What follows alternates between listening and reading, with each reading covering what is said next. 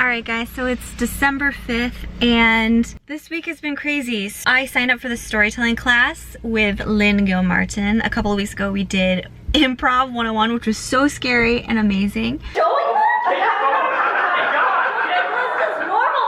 Now I just took a really quick trip to San Jose. 1, to try to make a baby, and 2, hang out with Andrew for a little bit, and then I'm gonna go back to LA.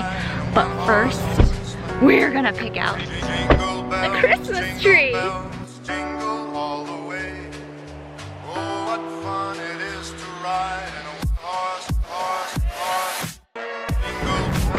Alright.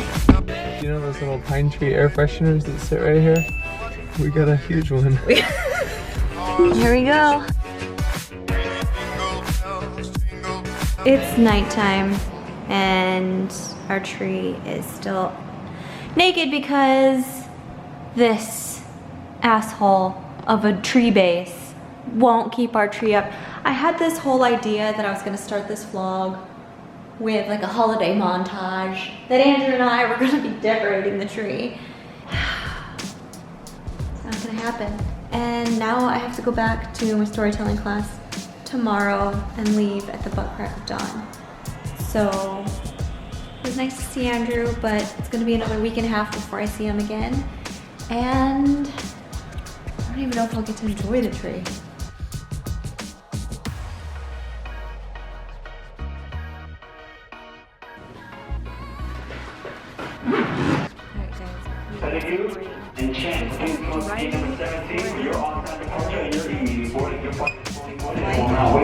And I had a Southwest flight and it canceled this morning, so I hurried and somehow got on the same exact time as American flight.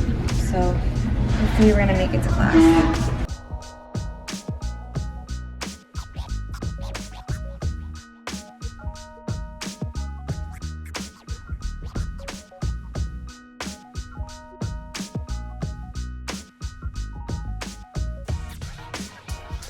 If you had to sum up your outfit in one sentence, what would it be? Subtle.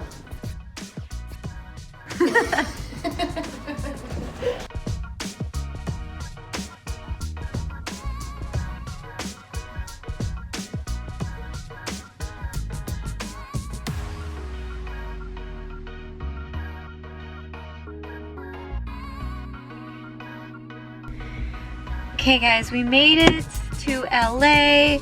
I'm in a rental car and I was 10 minutes late to the storytelling class, but I'm so glad I made it because today we learned the most important reasons why a story is interesting to us. We don't really think about it, right? Like, why am I paying attention or why do I care when we're listening to a story? One of the biggest reasons why we feel connected to a story is if we are rooting for the storyteller. And there are lots of different reasons why we might root for somebody. One being they had a nemesis who was terrible and we want the nemesis to lose. Another might be if they're the underdog, right? Like the movie Rudy. Like, Rudy, like nobody believed in him and he's making it. We're like rooting for him.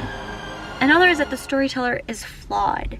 And as a storyteller, often we glaze over this part because it's kind of scary to tell or scary to show how much we cared about something, especially if the ending isn't exactly the result that we'd wanted. The thing that we are afraid to show or tell is what others can't wait to see, and just like it's so yummy when someone shares that. In life, when we think like, oh, I don't want to share this, I don't want to share my truth because I don't want people to think I'm weak or feel bad or think less of me, it is actually the thing that makes you more interesting, engaging, strong, makes us care.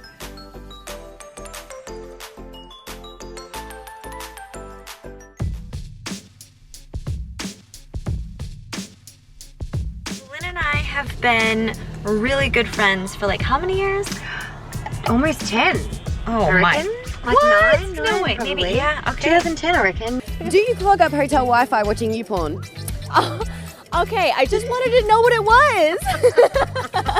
Like 8, 9 years. Where did time go? I know, she was even in my wedding. So we've played lots of poker together. And One of the first times we played poker together was at the Rio, WSOP. We had a long shift for Poker News. We thought we'd blow off some steam. We played like 1-2. We thought it would be funny to talk to the men just like they talk to us. So I was like, wouldn't that be funny, Lynn? And she's like, yeah, okay, we're gonna hit on them like they hit on us. And I'm thinking like, haha, why don't you smile? Or like, oh, you're so cute. And I was saying things like that. So we're just playing, having a good time, and all of a sudden she rakes in a pot. She goes, oh yeah, how does it feel to be bent over the table? Yeah. And then she was like, and I was like, whoa. What do you have to say for yourself? I take it too far, Well, yeah. as always. You ready to play poker? I'm ready to play poker. Let's do this. That's that line. Seats open. Never heard that one. I just don't understand why nobody takes me seriously at the poker table. It's a serious business. Really, really serious. Well, I'm walking out with cash. Yeah. So I feel like a winner, even though I'm very much not. I won a couple $100. She won't. She wouldn't want that. I feel like she's trying to like make me feel better about my loss. So she's like, I just want a little bit. Look at the lumps in the pocket. That's not a money, baby. She's happy to see me. Thanks for hanging with me. Always.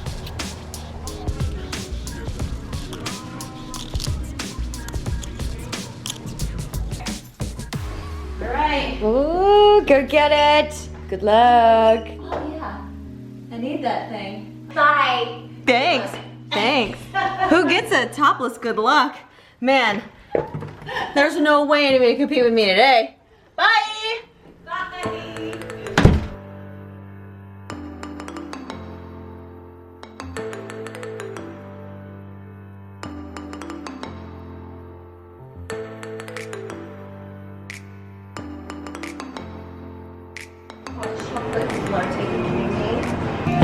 How is it? Planet Earth. That one's my favorite.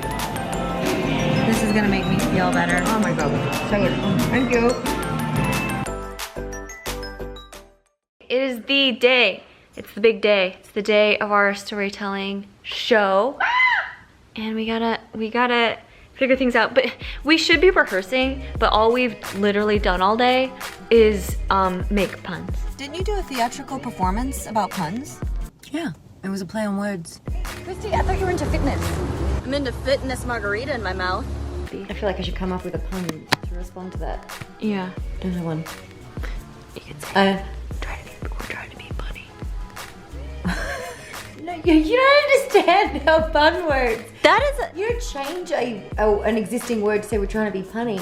It's like you need to then find another, the same word with like a different use. Dare ya, but I can't. okay, is it change not the word. a pun to say we're trying to be punny? No. We're still trying to figure this out, okay? My abs have never been so rock hard because all Kristy and I do is laugh. Would you say there? Fuck. I got nothing. God damn it! Tried so hard. You know what else is rock hard? No, that's not a pun either. That's not a pun either. You know what else is hard? My dick, if I had one. No. That's not. Let's stick to storytelling. Hey, it's your turn. Dang it. I wanted to say a pun, but we're out. We're all out of them. Hey, Kristy, we are comedians in training. Oh my. Stars in training. Hollywood stars. That's not a play on words. It actually says Hollywood star.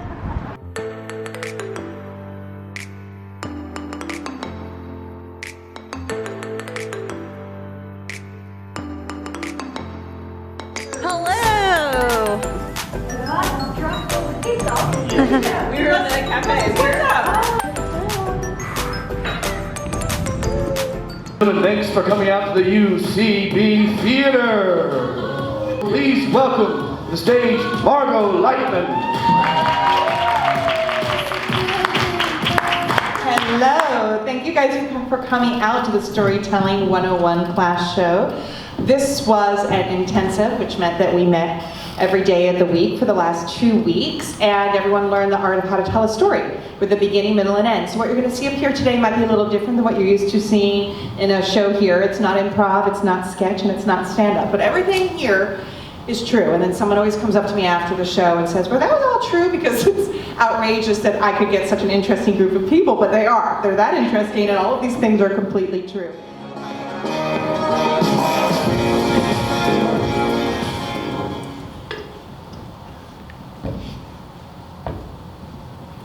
So I was driving the 4.5-hour trip from Las Vegas, where I lived at the time, to Los Angeles for a dream job interview. But it was so much more than that, because at the time I was reaching a breaking point in my 9-year relationship with my husband, Andrew. When I left, he wished me luck, but the words felt hollow because I couldn't count on him, I couldn't trust him, and this was going to be just a reprieve from all the stress and all the fighting. So I'm in the car and I turn on a Beyonce playlist, okay? And the first song's like, all single ladies, and I'm just like rocking on the dance floor, and then it's like, if you like it, then he should have put a ring on it. Oh my God, he already put a ring on it, now I'm gonna have to take it off. Wrong song. So I push skip, and the next song is like, who run the world, girls? Girls are like, oh, this one I'm feeling. I'm like, I'm a strong, independent woman. Look at me, driving to a dream job interview. I already have a sick job. I've always taken care of myself. If I had to, I could do it without him. So I drive the rest of the way, and then I reach my destination in Los Angeles, which is like this brick building with no signage. And I have about 15 minutes to my interview, so I was really excited when I found a parking spot right out front with a meter. But when I opened my change compartment, it was empty. So I drove around the block and found a paid parking lot, and the attendant informed me that it was cash only. I had no cash, so he pointed to an ATM. And when I pulled out what I had in my pocket, which was just an ID and an Amazon credit card, I didn't have a debit card. I started to panic. The minutes are just ticking by, and I'm like starting to sweat. So my final plan is that I am going to map myself to the nearest Wells Fargo where I bank. If I show them my ID, they'll give me cash from my account. So I drive to Wells Fargo, and I map myself to where Google says it's supposed to be, but I look around and there is no Wells Fargo, and instead just a Jack in the Box. So I'm like, again, I'm starting to panic. I pull into the parking lot, like, what am I gonna do? And all of that frustration and stress that had been briefly soothed by my friendship with Beyonce, it all started coming, bubbling back up. Because I was embarrassed and panicked and ashamed of what I was about to do, which is what I always do when I need help. And that was to call my husband. So I called him, and I'm already hysterical, and I'm like, I need to find parking, and there's no money in the car, and I don't know what to do. To which he calmly replies, have you tried to go somewhere you can use your credit card?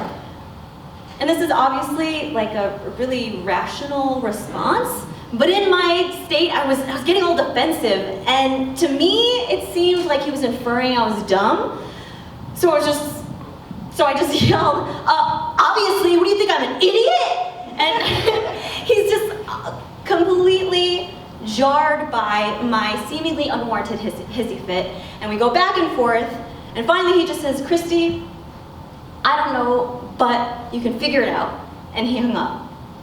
And since I was still embodying my Beyonce, I was like, oh hell no, did you just hang up on me?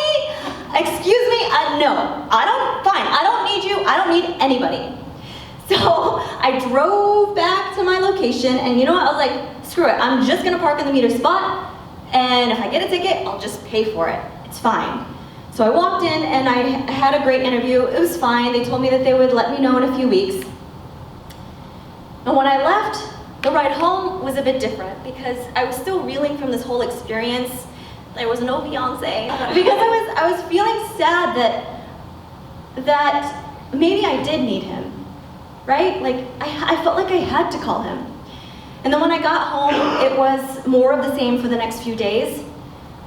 And we had one more fight, and this time I was like, this is the last straw. So I stormed out of the house, got in the car, and I was gonna go somewhere, didn't know where yet, but I was just sitting there feeling sorry for myself, like, why doesn't he love me? Why is he not fighting for this marriage as hard as I am? So I put the car in drive, and as I did, I knocked open the change compartment. And what I saw, I was just shocked. In it was a handful of quarters and a crisply folded $20 bill. He put it there to make the next conundrum I had in the car easier. And I wasn't sure, but in that moment it felt like love. Maybe he did love me. And then, had there been other things that I'd missed? And I thought about how when I ask for a water, how he twists the top a little bit open before he hands it to me. And then I thought about the last 3 movies we'd seen in the theater, which was Bridesmaids, Pitch Perfect, and What to Expect when you're expecting. And it occurred to me that maybe these weren't his ideal choices. And then I looked at the gas tank and it was full, like it always is. I hadn't filled the gas tank in months. So with that, I thought maybe he does love me. So I turned off the car and I went back in the house. And from that day forward, I decided not to make these sweeping assumptions about his feelings or his intentions. And instead of looking for proof that he didn't love me, I would look for proof that he did. And today, we've been married and together for 14 years. Woo!